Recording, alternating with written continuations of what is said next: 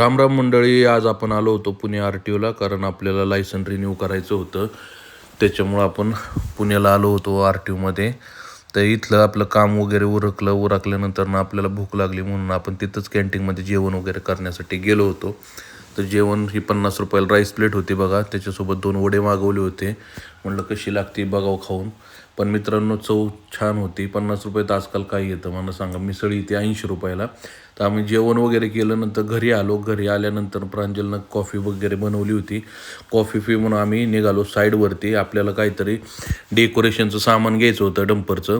तर ते आज आम्ही घेतलं, कारण 2 दिवस झालं आमचं डेकोरेशनच चाललं आहे डंपरला करायचं. तर ते सामान आपलं घेतलं. सामान घेऊन आम्ही निघालो साईडवरती. साईडवर गेल्यावरती आम्ही डेकोरेशन करायला चालू केलं.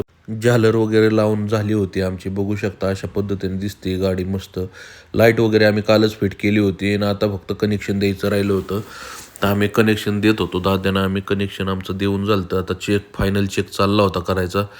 तर तुम्हाला दाखवतो मी लावून कशा पद्धतीने लाईट दिसते बघा. तर बघू शकता तुम्ही मित्रांनो, तर आपली लाईट चालू झालेली आहे. आणि लाईट अशा पद्धतीने दिसते मित्रांनो. तर जेवढं गाडीला आपण सजवू मित्रांनो, गाडी आपल्याला तेवढं सजवून ठेवणार आहे.